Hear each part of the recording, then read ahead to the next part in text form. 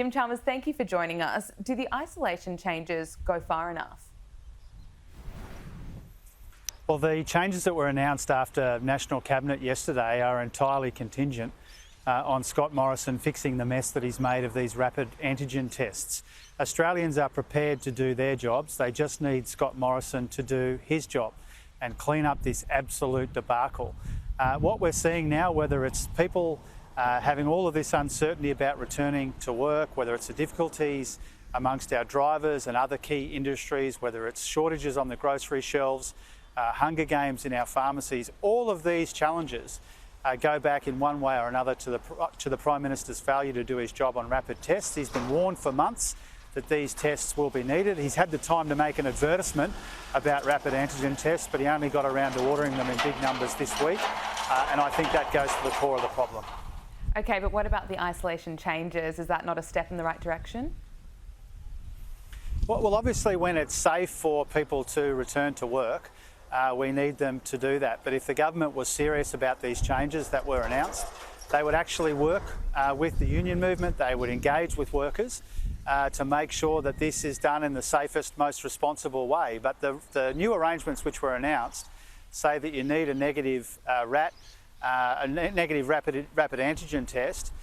People can't find or can't afford those tests.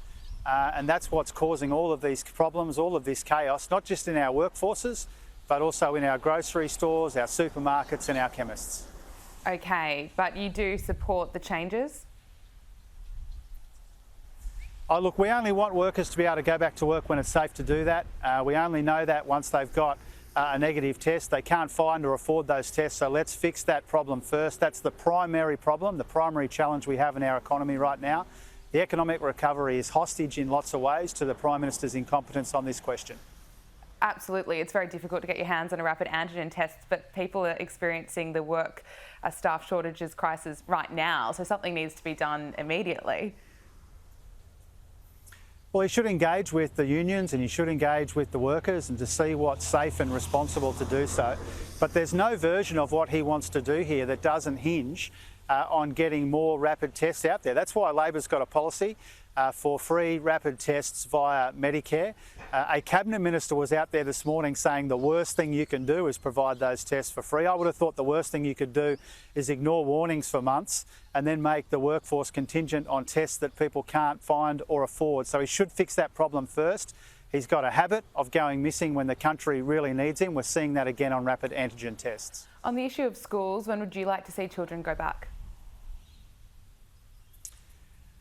Well, we needed to be consistent with the health advice. Different states are getting different advice in that regard. My kids go to school in Queensland, so we've got a 2-week delay before my 2 oldest kids go back. Obviously, that's not ideal for everyone. That's a source of considerable anxiety and stress among parents, but you've got to do what's the right thing by the health of our community. We've shown in the last couple of years, if you get the health outcomes right, you get the other outcomes right. So let's do what's right and responsible, consistent with the health advice.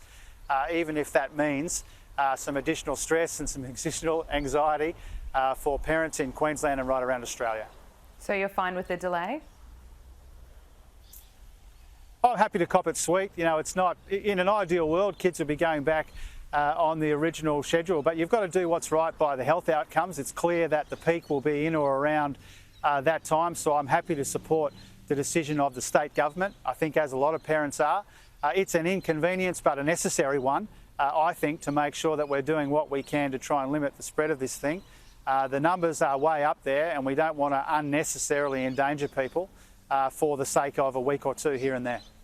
States have brought back some restrictions, whether it be mask wearing or a ban on singing and dancing, and in Victoria cut back to the number of people that can attend venues. It hasn't really done a lot to slow the spread of Omicron. Would you like to see further restrictions imposed? Oh, look, again, you know, I'm prepared, as always, for the last couple of years. We've been pretty constructive about following the health advice. If the health advice says that we can make a difference with some of these restrictions, then I think Australians are typically happy to cop it sweet. Even when they're difficult, they're sometimes necessary.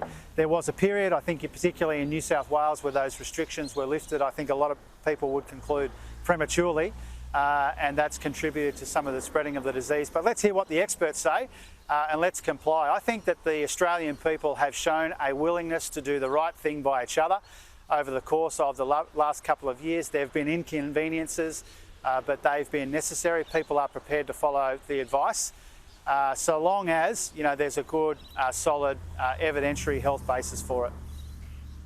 Can I get your reaction to the footage we saw overnight of a Hillsong event where people were seen dancing and singing without masks? I thought it was disappointing. I think that we should do what we can to make sure that people can exercise and practice their faith as freely as possible, but it's got to be subject to the rules, and the rules are pretty clear in this regard. So I think a lot of people see that and would prefer that event didn't go ahead. That's not to disrespect any one faith or another. We want people to practice their faith, but we want them to do it safely. And so I can understand why there has been some criticism of that event, from other parts of the community that would like to hold events like that but have been complying with the rules. It's important that everybody does. And finally, should Novak Djokovic be able to stay or should he be deported? Oh, we've said all along since the beginning that, if he didn't comply with the visa arrangements, he shouldn't have been given one in the first place. Now it's pretty clear what needs to be done. The minister needs to make a decision. When Scott Morrison thought that there was a political opportunity in this for him, he was all over the Novak Djokovic saga. But now that it's doing us so much damage in terms of our international reputation, it's pretending it's got nothing to do with him. They should make a decision and get back to what really matters, which is getting groceries back on the shelves, getting rapid antigen tests out into the community freely so that we can look out for each other and look after each other and try and get the economy back on track. Shadow Treasurer Jim Chalmers, thank you so much for your time. Thanks for having me on your show.